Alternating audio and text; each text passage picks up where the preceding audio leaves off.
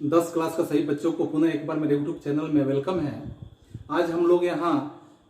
पिछले जो सीरीज का अधूरा बात था जिसमें हम लोग आज बात करेंगे अध्याय 1 से ही है, जो हिस्ट्री विषय से हम लोगों ने लिया है। और हिस्ट्री विषय में जैसे अध्याय 1 में देखेंगे जर्मनी का एकीकरण, जिसके ठीक पहले हम लोगों ने इटली के एकीकरण के बारे में अध्ययन किया हुआ था। तो आज जर्मनी के एकीकरण में हम लोग देखेंगे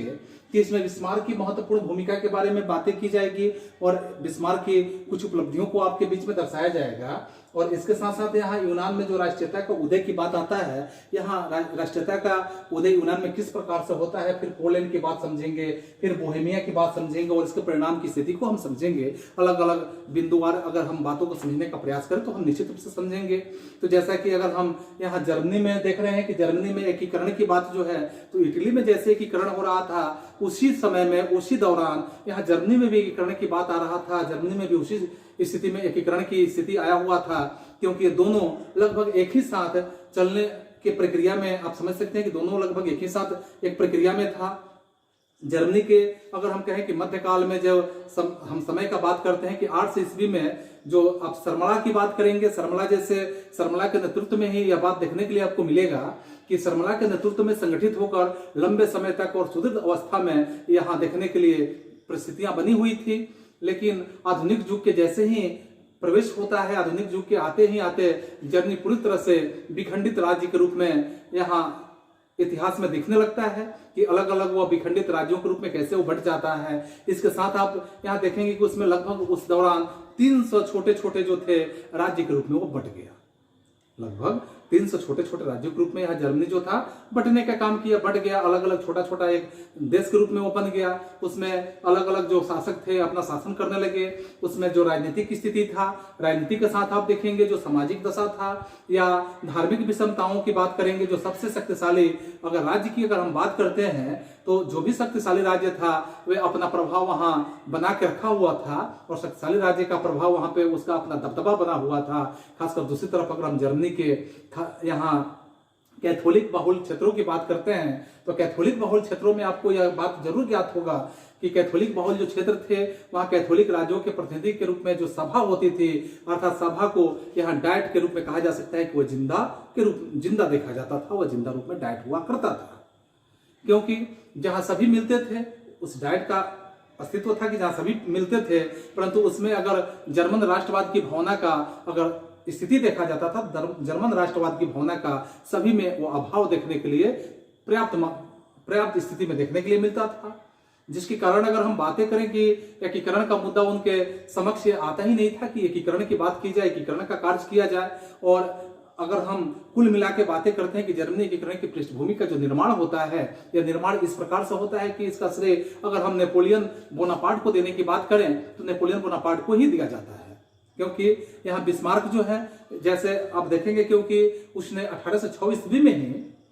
नेपोलियन बोनापार्ट ने 1806 ईस्वी में ही जर्मन प्रदेश को जीत लिया। और जब जर्मन प्रदेश को जीत लिया तो जीत कर वह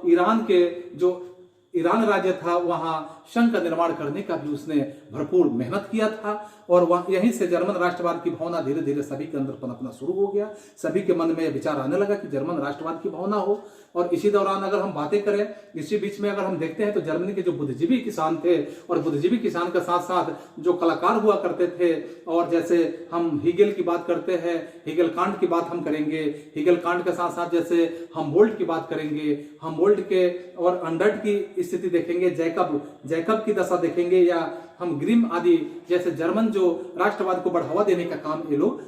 महत्वपूर्ण रूप से करने का काम किए थे।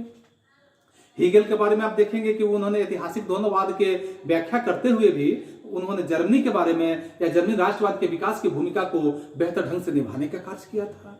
इसके साथ साथ जो प्रसा के चांसलर हुआ करते थे, तो प्रसा के चांसलर में जैसे बिस्मार्क, हीगेल के विचारों का यहाँ बहुत ज्यादा प्रभाव देखने के लिए मिला हुआ है। क्योंकि हीगेल का जो विचार था यह बहुत ही ज्यादा प्रभावी था। और इसके साथ अंडर्ट जो थे, अंडर्ट के जो यहाँ पे कविताओं के माध्यम से देशभक्ति जागृत करने का कार्य किया गया। और तो और जो हार्डेनबर्ग था, हार्डेनबर्ग और यहाँ हार्डेनबर्ग के साथ जो नोवेलिस की बात देखेंगे कि हार्डेनबर्ग और नोवेलिस ने जर्मनी के जो गौरवमय अतीत था उसको सभी के सामने लाने का या सभी के सामने प्रस्तुत करने का बेहतर या सुनहरा अवसर दिया और इसके साथ साथ चित्रकारों ने जर्मनी संस्कृति को उजागर करने का भी बेहतरीन अपना जो उद्देश्य होता है अपने उद्देश्य को प्राप्त किया। और इस प्रकार अब जर्मनी की बात अगर करें कि वहां सामंतवादी जो विचार था, सामंतवादी व्यवस्था थी, से पूरी तरह निकलकर आधुनिक युग के या आधुनिक युग में प्रवेश करने के लिए वह भरपूर रूप से तैयार हो चुका था। और ऐसे तैयार हो गया था कि जर्मनी में राष्ट्रीय आंदोलन की अगर स्थिति था तो शिक्षण संस्थानों और विद्यार्थियों के एक तरह से योगदान की बात करेंगे कि इनका भी योगदान महत्वपूर्ण वहां देखने के लिए मिला। शिक्षकों के और विद्यार्थियों ने यहाँ संयुक्त रूप से जर्मनी एकीकरण के उद्देश्य से, जैसे ब्रुसेनसेम्ट का नाम यानी ब्रुसेनसेम्ट जो होते हैं, यहाँ एक उस नाम का एक संस्था या सभा स्थापित करने का इन लोगों ने काम किया। वाइमर राज्य जो था वहां, तो वाइमर राज्य का येना विश्वविद्यालय वहां का एक प्रमुख विश्वविद्यालय के रूप में जाना जाता है। तो येना विश्वविद्यालय था वहां राष्ट्रीय आंदोलन का केंद्र बना दिया गया था और राष्ट्रीय आंदोलन वहीं से माना जाता है कि शुरू हो सकता था। यदि हम मेटरनिख की बात करते हैं तो मेटरनिख ने इस आंदोलन में जो यह आंदोलन था, इस आंदोलन को कुचलने के लिए दमनकारी कानून का यहाँ बहुत ज्यादा प्रयोग किया था, जो कार्लस्वाद के आदेश के बारे में अगर हम कहते हैं कि उन्होंने जारी भी किया था, परंतु फिर भी जर्मनी में राष्ट्रीयता की भावना यानी राष्ट्रीयता की जो स्थिति था वो प्रबल धारा में प्रवाहित हो चुकी थी, जिससे जर्मनी के एकीकरण के काम को आगे बढ़ाने में कोई रोकने की बात यहाँ आ ही नहीं सकता था। इसी परिप्रेक्ष्य में अगर हम देखते हैं, इसी परिप्रेक्ष्य में अगर आप बातें करते हैं तो जर्मनी का जो एकीकरण होता है यह आर्थिक परिस्थितियों से बिल्कुल निर्मित हो रही थी। और 1834 ईस्वी में हम इसके कुछ महत्वपूर्ण स्थितियों को जब समझेंगे तो वहाँ पाएंगे जर्मन जो व्यापारी थे, व्यापारियों ने आर्थिक रूप से व्यापारिक समानता के लिए और ऐसे प्रसा के नेतृत्व में जो जालबेरिन नामक एक संस्था हुआ करता था, आर्थिक संघ बनाया, जिसके विषय में यह बिल्कुल कहा जा सकता था कि उस संघ के जो जर्मन क्षेत्रीय अदालत था, वैसे वहाँ कुचल कर राष्ट्रवादी प्रवृत्तियों को बढ़ावा देने का भरपूर प्रयास किया गया। इसके साथ आप यहाँ खासकर यह भी देख सकते हैं कि इसके बावजूद जर्मनी जो राष्ट्रवादी था अभी तक संगठित भी नहीं हो पाया था। और जर्मनी राष्ट्रवादी संगठित नहीं हुआ था तो फ्रांस में जो फ्रांस की क्रांति हुआ था, इस 1830 ईस्वी क्रांति ने जर्मनी राष्ट्रवाद भावनाओं को हवा देने में कहीं भी कसर नहीं छोड़ा था, क्योंकि उसने महत्वपूर्ण रूप से हवा भी दिया था। इसके बाद आप यहाँ फिर से पाएंगे कि जो सैक्सनी जो हनोवर आदि राज्य हुआ करते थे, तो सैक्सनी हनोवर राज्य में या ऐसे राज्यों के लोकतांत्रिक जो विचारधाराएं थी, लोकतांत्रिक विद्रोह यहाँ पे भली भांति देखने के लिए मिलता था, क्योंकि यहाँ प्रसा और ऑस्ट्रिया की अगर स्थिति को समझें तो ये दोनों मिलकर यहाँ कुचल देने का काम किए। फिर 1848 ईस्वी में फ्रांसीसी क्रांति जो था यह जर्मन राष्ट्रवाद को एक बार फिर से भड़का देने में महत्वपूर्ण भूमिका निभाया। इसी तरफ से अगर हम यहाँ समझते हैं कि इस क्रांति में मेटरनिख के युग का अगर हम कहें तो यहाँ अंत कर देने का यह क्रांति काम किया। मेटरनिख के युग का यहाँ अंत हुआ। इसी समय जर्मन जो राष्ट्रवादी थे, ऐसे जर्मन राष्ट्रवादियों ने मार्च 1848 ईस्वी में पुराने संसद को, जो पुराने संसद सभा था, वैसे संसद सभा को फ्रैंकफर्ट में बुलाने का काम किया। और जहाँ यह निर्णय लिया गया था, इस तरह का निर्णय लिया गया था, वहाँ प्रसा का शासक फ्रेडरिक विलियम जर्मन यहाँ राष्ट्र का नेतृत्व करेगा। और इसी उद्देश्य से इसी के अधीन यहाँ बातें की गई थी कि इसी के अधीन में जो समस्त जर्मन राज्य का एकीकृत करने का यहाँ पे संकल्प लिया गया था कि इसी तरह के संकल्प के माध्यम से समस्त जर्मन का या एकीकृत करने का कार्य किया जाएगा। साथ ही अगर हम देखें यहाँ कि लोकतांत्रिक जो वैधानिक स्थिति होता है, तो लोकतांत्रिक वैधानिक राजतंत्र जो राजत्व शासन सिद्धांत को अपनाए जाने की बात यहाँ पे भली भांति स्पष्ट होता है, क्योंकि यहाँ फ्रेडरिक जो एक निरंकुश के साथ साथ जो रूढ़िवादी विचार का वह राजा हुआ करता था, उस समय का वह शासक हुआ करता था, उसने इस व्यवस्था को मानने से बिल्कुल इनकार कर दिया था। और इसलिए इनकार कर दिया था क्योंकि वह स्पष्ट रूप से या ऑस्ट्रियाई जो संघर्ष थे उसको, वह ऑस्ट्रियाई संघर्ष को जो चल रहे थे उससे बचने का वो प्रयास भी कर रहा था। जर्मनी के अगर कुछ अन्य दक्षिणी राज्यों की बात करते हैं कि जर्मनी के कुछ अन्य दक्षिणी राज्य थे, उसको एकीकरण करने में इस प्रस्ताव के विरोध में थे और इस गतिरोध से एकीकृत का जो मार्ग था वो बिल्कुल अवरुद्ध हो चुका था। क्योंकि जर्मनी राज्य के विद्रोह की बात आप समझेंगे कि जो जर्मनी राज्य का विद्रोह हो रहा था, तो ऐसे विद्रोह की स्थिति पैदा हो गई थी, जिससे ऑस्ट्रिया के और प्रसा ने मिलकर यहाँ दबा देने का भरपूर सहयोग किया। फिर आप अगले बिंदु पर विचार करेंगे कि प्रसा जो था अब तक यह बात भली भांति समझ गया था कि जर्मन जो है एकीकृत उसी उद्देश्य से या उसी के नेतृत्व में हो सकता है, इसलिए उसने यहाँ अपनी सैन्य शक्ति को बढ़ाना शुरू कर दिया, सैन्य शक्ति को तेजी से वो बढ़ाने लगा। और इसी बीच यहाँ फ्रेडरिक का देहांत जब हो जाता है तो उसका भाई जो होता है विलियम परसा, वह विलियम परसा क्या करता है कि जब वहाँ राजा बन जाता है, वहाँ का शासक बन जाता है, तो विलियम राष्ट्रवादी विचारों का एक तरह से पोषक के रूप में जाना जाए तो बेहतर ही राष्ट्रवादी विचारधारा का वो पोषक के रूप में जाना जा सकता है, क्योंकि उसके सुधारों के माध्यम से, उसके सुधारों के फलस्वरूप या सुधारों के परिणाम स्वरूप आप देखेंगे कि जर्मनी के जो औद्योगिक क्रांति होता है इसकी हवा बहुत तेज हो जाती है और साथ में आधारभूत जो संरचनाएं होती है उसमें भी काफी सुधार होने का यहाँ सहयोग मिलता है, जिससे जर्मनी जो राष्ट्र होते हैं ऐसे राष्ट्र के अंदर एकता के सूत्र में बंध जाने और तेज प्रयास यहाँ एकता के सूत्र में बन जाने के लिए बहुत और तेज प्रयास यहाँ देखने के लिए मिलता है। और विलियम जो होते हैं, विलियम ने एकीकरण के उद्देश्य से ही, इसी उद्देश्य को ध्यान में रखते हुए महान कूटनीति के रूप में बिस्मार्क को अपना चांसलर नियुक्त करने का काम करते हैं, जिसमें हम यूनान के यहाँ जर्मनी के बिस्मार्क के बारे में देखेंगे कि बिस्मार्क जो होते हैं महान चांसलर बनने के बाद किस किस तरह के कार्यों को, किस किस तरह के कृतियों को जर्मनी के लिए करने का काम करते हैं। तो सबसे पहले हम बिस्मार्क के बारे में समझेंगे कि बिस्मार्क जो होते हैं वह जर्मन डाइट के परसा का एक प्रतिनिधि हुआ करता था, और परसा का एक प्रतिनिधि था जिसमें प्रारंभ से ही वह हीगल के विचारों का या उनके हीगल के विचारों से वह अंदर से प्रभावित था। और जब जर्मन संसद, जिसको हम डाइट के नाम से जानते हैं, ने अपनी सफल कूटनीति का यहाँ लगातार परिचय देता आ रहा था, उस परिचय में वह निरंकुश राजतंत्र का समर्थन करते हुए यहाँ बिस्मार्क ने क्या किया, जर्मनी के एकीकरण के प्रयास में वह बिल्कुल मेहनत करते हुए जुट गया। और इतना जुट गया कि वह उसकी कूटनीति एक तरह की सफलता मानी जा सकती थी कि चाहे उसके जो राष्ट्रवादी हो या कट्टरतावादी या राष्ट्रवादी, सभी उसे अपने विचारों का एक तरह से समर्थक के रूप में समझना शुरू कर दिए थे। बिस्मार्क जर्मनी एकीकरण के माध्यम से या जर्मनी एकीकरण के लिए जो सैन्य शक्ति हुआ करता था, इस सैन्य शक्ति पे विशिष्ट महत्व देना उचित समझता था, क्योंकि अतः उसके लिए यह उसने एक तरह से रक्त और लौह की नीति का यहाँ पे अवलंबन किया था। तो एक प्रश्न आपका सबसे महत्वपूर्ण ये भी होता है कि लौह और रक्त नीति का प्रयोग किसने किया था, तो ये बिस्मार्क ने किया था। तो इस तरह के अवलंबन वह करना शुरू किया था। इसके साथ आप यहाँ, क्योंकि वो भली भांति जानता था, यहाँ बिस्मार्क जो था वो भली भांति जानता था कि बिना सेना के माध्यम से हम किसी भी व्यवस्था को, यानी कि इसका तात्पर्य यही था कि वह सैन्य उपायों से ही जर्मनी को एकीकरण करना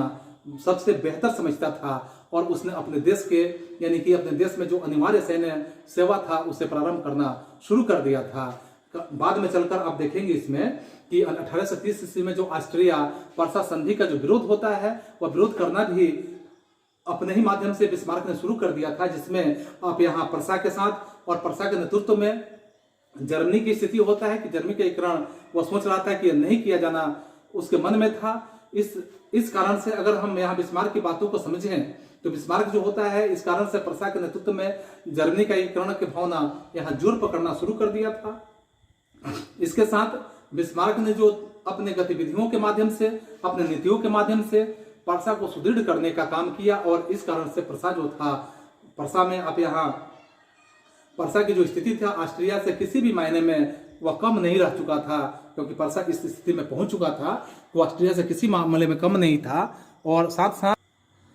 यहाँ बिस्मार्क ने क्या किया कि बिस्मार्क यहाँ साथ साथ क्या किया कि बिस्मार्क ने ऑस्ट्रिया के साथ जब मिल गया, तो ऑस्ट्रिया के साथ मिलकर 1864 ईस्वी के समय में उसने क्या किया, हेल्सविग और जो होल्स्टीन नामक जगह था या राज्य था, उस राज्यों के मुद्दे को लेकर डेनमार्क पर उसने आक्रमण भी कर दिया। इसके परिणाम में यहाँ देखा गया, क्योंकि उस डेनमार्क का यहाँ यह देखा जाए कि डेनमार्क जो था उस पर डेनमार्क का ही नियंत्रण हुआ करता था, और जीत के बाद जो सेल्सविग जगह था परसा के अधीन कर दिया गया। और सेल्सविग जब परसा के अधीन आ गया तो होल्स्टीन जो था वो ऑस्ट्रिया को स्वतः ही प्राप्त हो गया। चूंकि इन दोनों जगहों की बात करें, दोनों राज्यों की बात करें, इसमें जर्मनी जो था, जर्मनी की संख्या बहुत ही अधिक थी, और परसा जो थे, परसा ने जर्मनी राष्ट्रवादी भावनाओं के साथ साथ यहाँ भावनाओं को अंदर से भड़काने का काम किया और विद्रोह एक तरह से फैला देने का भी काम किया, जिसे कुचलने के लिए ऑस्ट्रिया की सेना जो थी उसने परसा के साथ या परसा के क्षेत्र को पार करते हुए यहाँ यह बात बिल्कुल जान चुके थे कि परसा और ऑस्ट्रिया को ऐसा करने से रोक दिया जाए। क्योंकि बिस्मार्क की नीति के अंतर्गत कुछ ऐसी भी बातें थी कि ऑस्ट्रिया से युद्ध करना वह अपने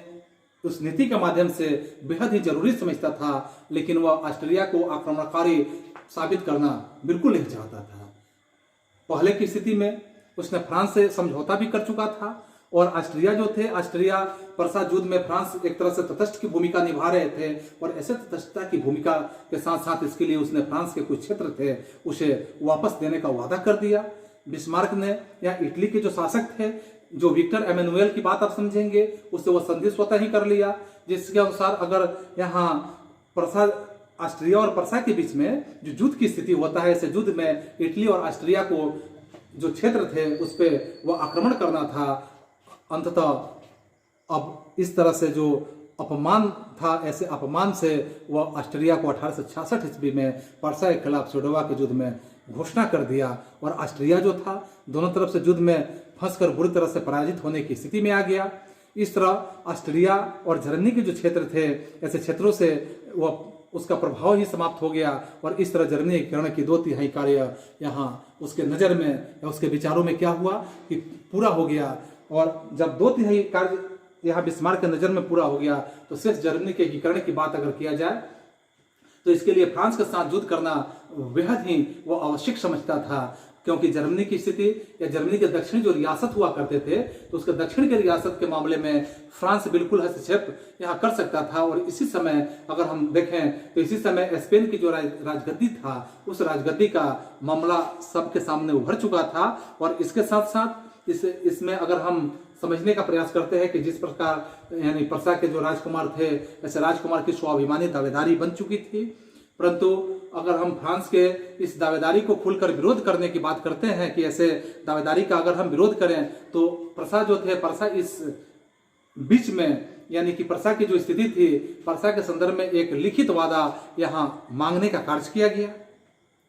इसके साथ बिस्मार्क ने इस बात को तोड़ मरोड़ कर यहाँ सबके बीच में यानी प्रेस जारी करके दिखाया, यानी अपने बातों को तोड़ मरोड़ के पेश किया और जिसका परिणाम यहाँ हुआ कि जर्मनी राष्ट्रवादियों के माध्यम से, जो जर्मनी राष्ट्रवादी थे उनके माध्यम से इसका जो खुलकर विरोध शुरू कर दिया गया। और इसे चिढ़कर उसने क्या किया कि 1870 ईस्वी को फ्रांस के शासक नेपोलियन जो थे, नेपोलियन ने परसा के खिलाफ में, परसा के विरुद्ध में यहाँ युद्ध की घोषणा कर देते हैं। और जब युद्ध की घोषणा हो जाती है और यहाँ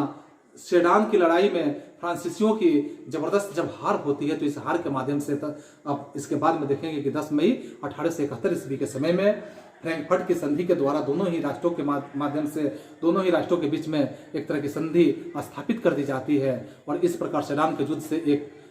कहा जाए कि महाशक्ति के पतन होने के साथ साथ दूसरी महाशक्ति यानी जर्मनी का उदय हो जाता है। और इसके अंत में यही परिणाम होता है कि 1871 में एक राष्ट्रीयकृत राष्ट्र के रूप में यूरोप के राजनीतिक मानचित्र में अपना एक स्थान पा लेता है। और इस तरह राष्ट्रवाद जो होते हैं, राष्ट्रवाद ने सिर्फ 2 बड़े राज्यों के रूप में यानी उदय होने का जो उदय होता है ऐसे उदय होना ही सुनिश्चित नहीं किया, बल्कि अन्य अगर हम यूरोपीय राष्ट्रों की बात करते हैं तो अन्य यूरोपीय राष्ट्रों के माध्यम से इसके कारण जो राजनीतिक उथल पुथल यहाँ देखने के लिए मिलता है, राजनीतिक उथल पुथल शुरू हो जाता है। और इसके मूल में जो राष्ट्रीयता की भावना होती है वो लोकतांत्रिक विचारों का एक तरह से उदय माना जाता था। खासकर हंगरी की बात देखेंगे, बोहेमिया की बात देखेंगे और यूनान की बात देखेंगे। यहाँ स्वतंत्रता आंदोलन इसी राष्ट्रवाद के एक परिणाम के रूप में देखे जाएंगे, क्योंकि इसी के प्रभाव से ऑटोमन साम्राज्य के पतन की कहानी को अगर अंतिम रूप देने की बात की जाए तो अंतिम रूप दिया जा सकता है। बाल्कन क्षेत्र में जो राष्ट्रवाद थे, इस राष्ट्रवाद के प्रसार में अगर इस राष्ट्रवाद के प्रसार के साथ साथ स्लाव जाति के जो संगठित थे वहां संगठित करके उसने सार्बिया को जन्म देने का भी काम किया। फिर हम अगले बिंदुओं पर विचार करते हैं कि यूनान में राष्ट्रीयता के उदय की बात, यूनान में राष्ट्रीयता के उदय किस प्रकार से होता है। तो इसी संदर्भ में जो यूनानी राष्ट्रीय आंदोलन होता है, यह आंदोलन देखने के लिए इतिहास में मिलता है, क्योंकि यूनान का अपना एक गौरवमय इतिहास बना हुआ था जो पहले से ही यह यूनान था गौरवपूर्ण स्थिति में बना हुआ था, जिसके कारण उसे अगर हम बाद की स्थिति को समझें, इसका मुख्य स्रोत अगर हम समझें तो यह माना जाता था क्योंकि यूनानी सभ्यता साहित्य प्रगति के साथ साथ विचारों के साथ, दर्शन के साथ, कला के साथ, चिकित्सा के साथ, विज्ञान के साथ आदि क्षेत्रों में जो उपलब्धियां थी ऐसे यूनानियों के लिए एक तरह से प्रेरणा स्रोत बनी हुई थी। पुनर्जागरण के काल में अगर हम इसकी स्थिति को समझें कि इनसे प्रेरणा लेकर पाश्चात्य देशों ने अपनी तरक्की शुरू कर दिया था, लेकिन बाद के अगर हम स्थिति को समझते हैं तो यूनान तुर्की साम्राज्य के अधीन हो चुका था। फ्रांसीसियों की जो क्रांति होती है, इस क्रांति में से यूनानियों की राष्ट्रीयता की भावना की लहर जब जगने लगती है, क्योंकि धर्म की बात, यहाँ जाति की बात और संस्कृति के आधार पर इनकी पहचान एक जैसी हो जाती है, और इसका तुर्की शासन ने स्वयं अलग करने के लिए या अलग होने के लिए इसे आंदोलन जब चलाए जाने लगते हैं, तो इसके लिए इन्होंने अपना एक विचार यहाँ प्रस्तुत करते हैं। तथा इसके साथ साथ जो अभी मैंने बताया कि हितेरिया फिलाइक नामक जो एक संस्था होता है, ऐसा संस्था की स्थापना जो ओडेसा नामक स्थान पर करने का काम किया जाता है, तो ओडेसा नामक स्थान पर हितेरिया फिलाइक संस्था, इसका स्थापना किया जाता है। और संस्था का मुख्य उद्देश्य यही होता है कि तुर्की शासन को, जो तुर्की व्यवस्था है, उसको यूनान से निष्कासित कर उसे स्वतंत्र बनाने का काम किया जा सकता था। क्रांति के नेतृत्व के लिए यूनान में जो शक्तिशाली मध्यम वर्ग का उदय हो चुका था, तो इस तरह से यूनान के सारे जो यूरोपवासी थे, ऐसे यूरोपवासियों के लिए प्रेरणा और एक तरह के सम्मान का यह पर्याय बन चुका था। और इसके साथ साथ उसकी स्वतंत्रता के लिए अगर हम यहाँ बात करते हैं कि समस्त यूरोप के जो नागरिक हुआ करते थे, ऐसे नागरिक अपनी सरकार की तटस्थता के बावजूद भी, जो वहाँ नागरिकों की तटस्थता हुआ करता था, ऐसे तटस्थता के बावजूद भी यहाँ वह उद्धत हो चुके थे। और इंग्लैंड का जो महान कवि, जैसे आप लॉर्ड बायरन का नाम सुनेंगे कि इन्होंने यूनानियों की स्वतंत्रता के लिए यूनान में शहीद हो जाने का भी काम किया। इससे यूनान की स्वतंत्रता के लिए अगर संपूर्ण यूरोप में अगर देखते हैं कि सहानुभूति की बात होता है, या सहानुभूति की एक तरह की लहर दौड़ जाती है, और इधर रूस भी अपनी जो साम्राज्यवादी महत्वाकांक्षा होता है, ऐसे साम्राज्यवादी महत्वाकांक्षा तथा धार्मिक एकता के कारण यूनान की स्वतंत्रता का अपना बिल्कुल पक्षधर हो जाता है। यूनान के विस्फोटक की जो स्थिति होती है, इस विस्फोटक की स्थिति में तब और भी यहाँ बात आप देखेंगे कि और बन जाती है, जब तुर्की शासकों द्वारा यूनानी स्वतंत्रता संग्राम के संलग्न करता थे या संलग्न उससे जुड़े हुए जो लोग थे, बुरी तरह से कुचलना शुरू कर दिया जाता है। और 1821 ईस्वी में एक ऐसी घटना होती है कि जो अलेक्जेंडर चिपसिलांटी होते हैं, इनके नेतृत्व में यूनान में विद्रोह शुरू कर दिया जाता है। पुनः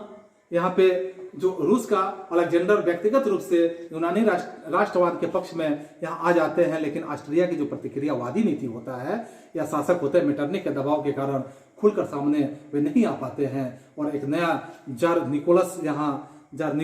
आ जाते हैं और उसे खुलकर यूनानी का समर्थन भी प्राप्त होता है। अप्रैल 1826 ईस्वी में पुनः यहाँ परिवर्तन होता है कि ग्रेट ब्रिटेन और यहाँ रूस में एक तरह की समझौता पाया जाता है। और ऐसा समझौता होता है कि वे तुर्की यूनान विवाद की बात को, यहाँ तुर्की और यूनान के विवाद की जो मध्यस्थता होगा, ऐसे मध्यस्थता को करेंगे। और फ्रांस का जो राजा होगा वह चार्ल्स 10 भी यूनानी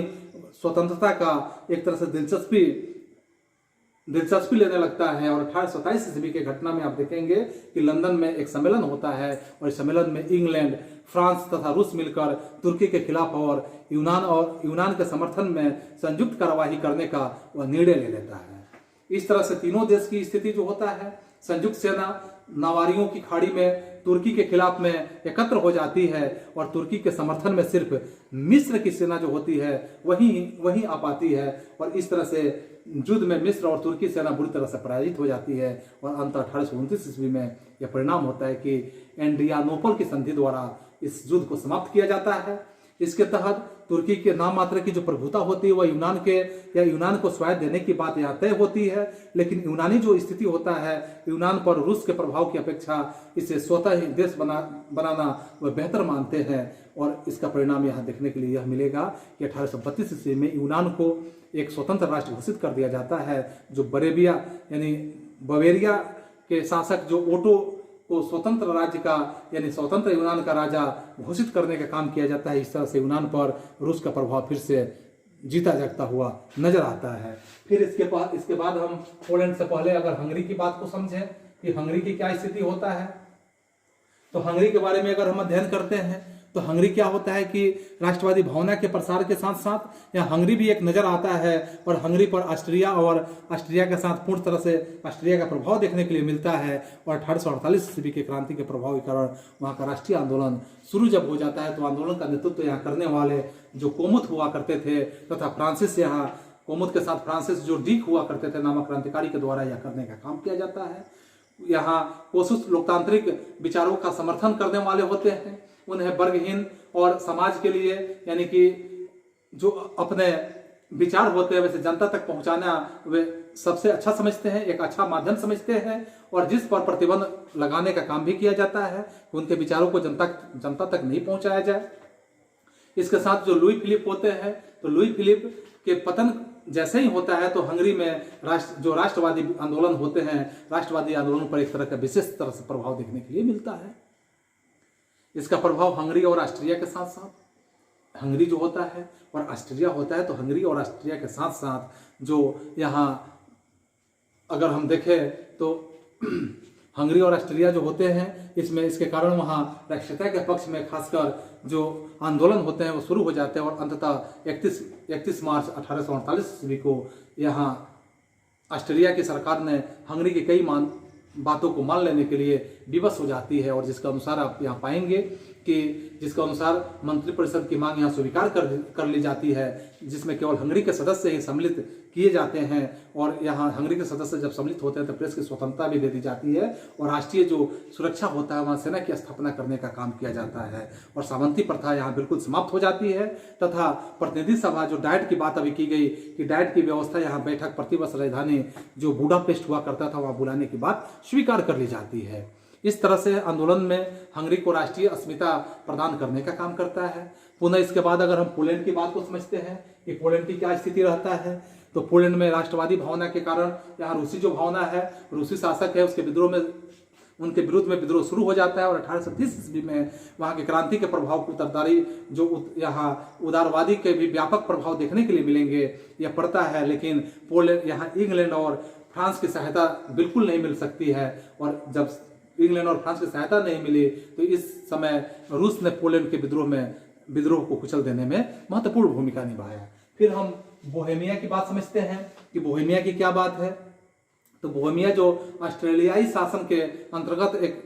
शासित राज्य हुआ करता था वे हंगरी घटना चक्र का एक तरह से उस पर प्रभाव पड़ता है और बोहेमिया के जो बहुसंख्यक चेक जाति के जो स्वायत्त शासन की मांग करने वाले लोग थे तो वैसे वह स्वीकार कर लिया जाता है। लेकिन आंदोलन में हिंसात्मक यहाँ यह आंदोलन हिंसा का रूप धारण कर लेता है जिसके कारण ऑस्ट्रिया का द्वारा क्रांतिकारी जो विचार होते हैं इसकी सख्ती से दमन कर दिया जाता है और इस तरह से बोहेमिया में होने वाले जो क्रांतिकारी आंदोलन होते हैं उसकी उपलब्धि अस्थायी नहीं रह पाती है। फिर हम यहाँ इसके बाद जो इसके परिणाम की स्थिति को समझते हैं तो यूरोप में जो राष्ट्रीयता की भावना विकास की फ्रांसीसी क्रांति के गर्भ में आरंभ हुआ था और यहाँ देखेंगे कि जो मूर्त रूप से यूरोपीय राज्यों के एकीकरण के साथ साथ यहाँ सामने आने लगता है और फलस्वरूप बहुत बड़े स्थिति में देखा जाता है कि जर्मनी का एक तरह से एकीकरण हो जाता है और यह इसका सबसे बड़ा परिणाम यहाँ हम लोगों के सामने देखने के लिए मिलता है। तो आज के लिए बस इतना ही, फिर हम मिलेंगे अगले क्लास में, तब तक आप सभी को एक बार